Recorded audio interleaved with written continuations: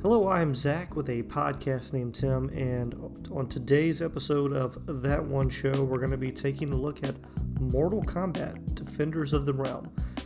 Tomorrow, Mortal Kombat is being rebooted. It's going to be in theaters and on, I believe, HBO Max. With that coming out, felt like the appropriate time to take a look at this show.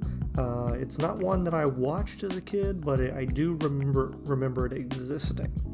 And it was just kind of one of those ones where I was like, I know this happened, but I don't know anything about it, so let me take a look at it.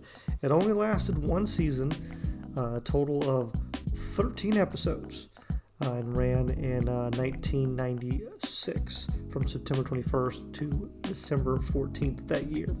And ran on the USA Network. They had a block of kid shows, which included Street Fighter, animated series, which this ran back to back with. Before we get into the actual review, please do give the video a thumbs up and subscribe to the channel. It does a lot to help us out. So, is this a good show, and what is it? What is it? It is a sequel of sorts to the Mortal Kombat movie, the original one that came out in the 90s. And also in some respect to Mortal Kombat 3. I will say up front, I know nothing about Mortal Kombat lore. I played Mortal Kombat 1, 2, 3, and then like one or two of the 3D version ones. I don't even remember which one it was for the PlayStation 2 or 3 maybe.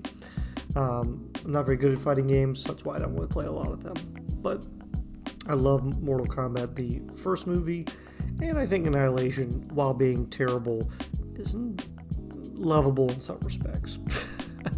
But yeah, it's a show that just kind of creates a lot of, or tries to create a lot of lore around a fighting game, which is exciting to do. These are such rich, or very really cool looking characters with cool moves, and so giving them hopefully unique backgrounds and interesting stories is a great idea. And in the mid 90s, this would have been the perfect opportunity to capitalize on this property. Did the show work? Well, it lasted 13 episodes, so obviously it did not work. It is not good, and that is putting it lightly. The overall, the animation is not great. The voice acting cast is fantastic. I mean, Clancy Brown, Luke Perry, Cree Summer, Ron Perlman, Brian Tucci, who it was what's his name? He was Leonardo in the Teenage Mutant Ninja Turtle movies. So yeah, it's got a lot of people in it. Dorian Harewood, who I think has been a lot of different things. I mean, it is a good voice acting cast, in my opinion, but not great. I should say Clancy Brown plays Raiden, Luke Perry plays Zero, Brian Tucci plays Liu Kang, Ron Perlman plays Curtis Stryker, and you will notice I did not mention one name, and that's my first strike against this show. No Johnny Cage. If this is going to be a sequel to the movie, you got to give me some Johnny Cage, because he was one of the best parts of the film.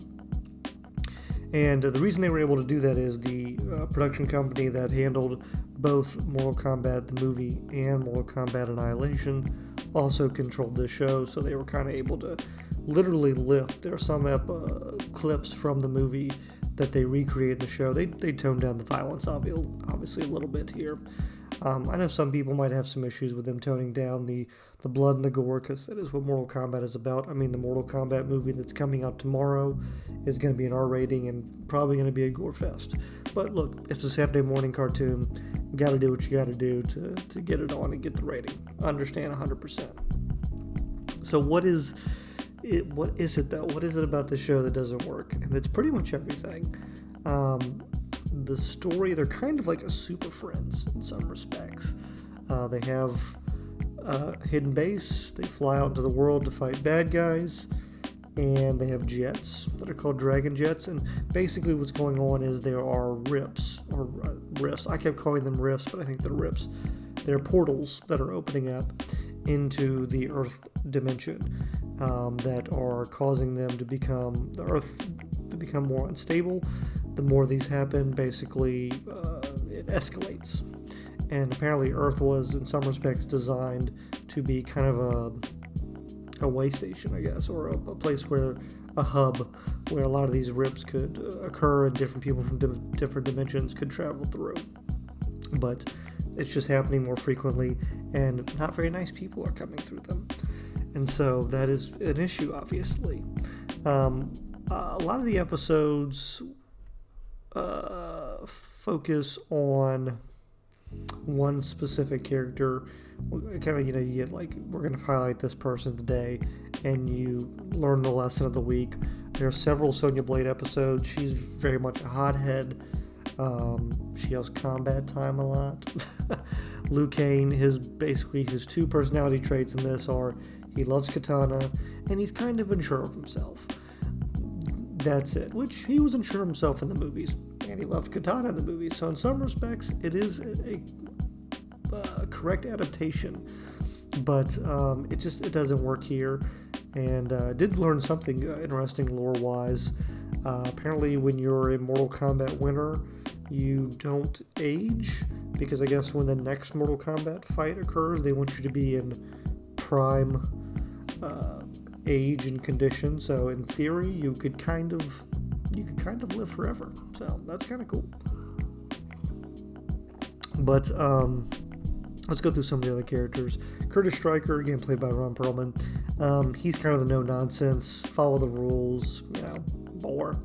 Raiden, who is Clancy Brown, is the leader in some respects. He doesn't do anything. He just kind of tells them where to go. He gives them advice, because he can't get involved in human affairs, but so much. Very sarcastic. Everyone in the show is just a smartass to everyone. It's just one-liner after one-liner. Nightwolf is in this.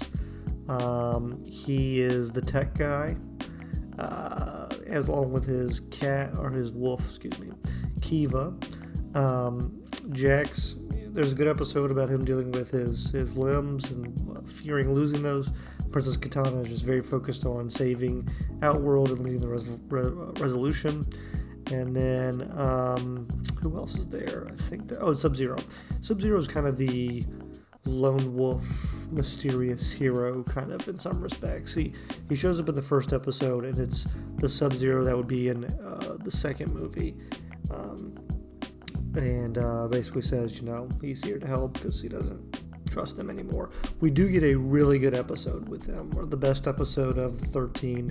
It's episode 5 called Old Friends Never Die.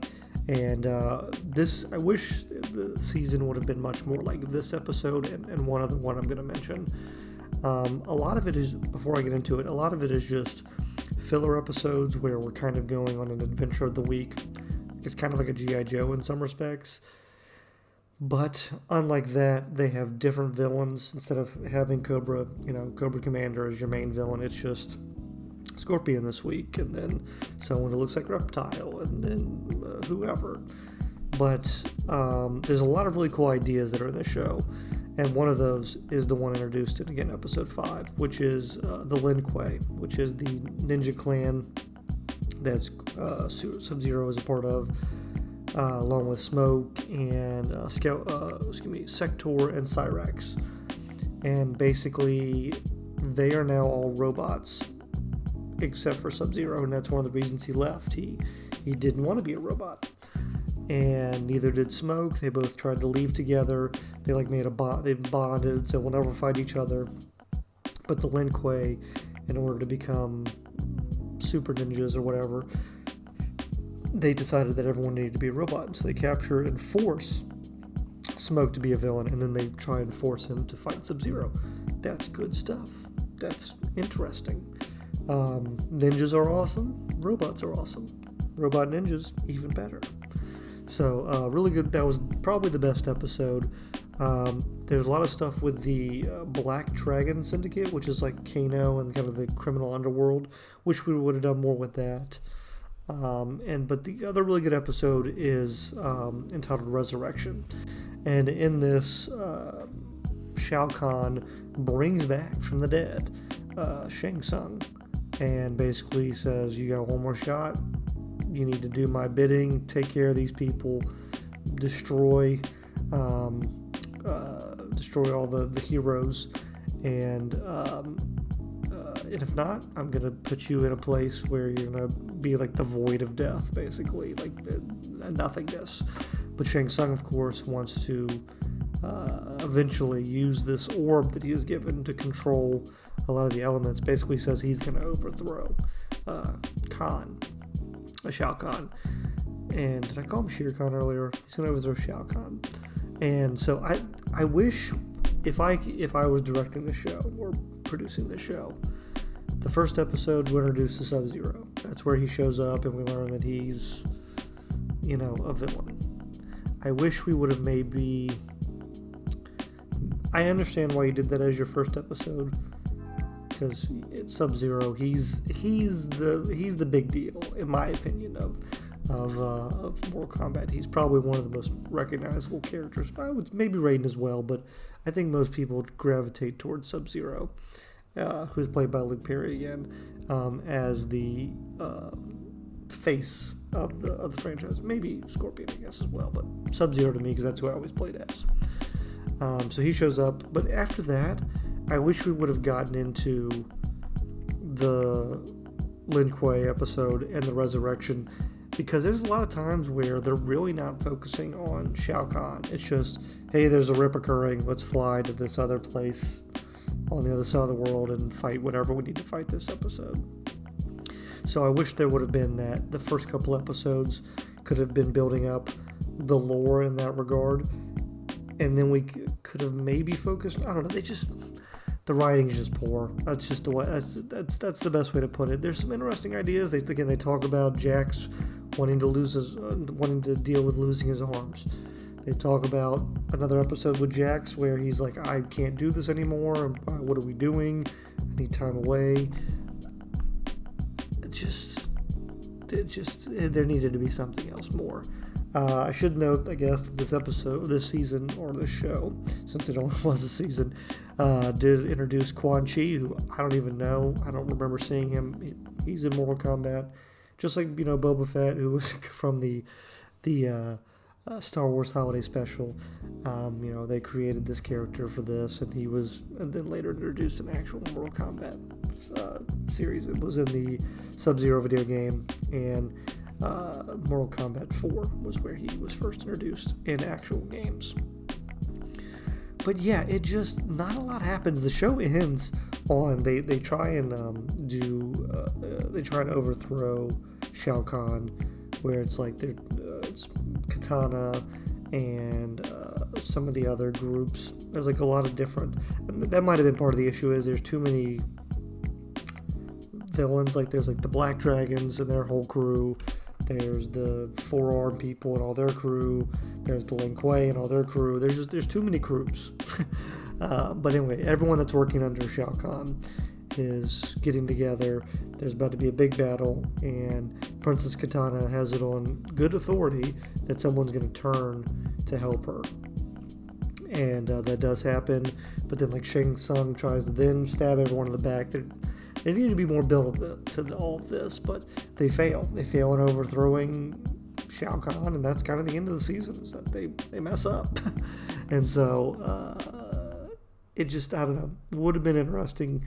I think, and I'm sure they've done it probably in the video games or comics or something else, but I'd like to see a lot more stuff with the Lin Kuei, because that's what really interested me. Not just because of this episode, but just, I don't know, the Ninja Clan aspect of it seemed really interesting. But I think this is a show you should avoid. First of all, it's really hard to find anywhere, but it's also just not good. So those are my general thoughts on the Mortal Kombat Defenders of the Realm. Let me know your thoughts. Did you like the show? Did you not like it? And what would you do if you could relaunch it and improve it? My main thing is just, it needed to be more focused on a story. We needed to need more time with Shao Kahn, more time with the villains, and maybe less of them slowly introduce them to us.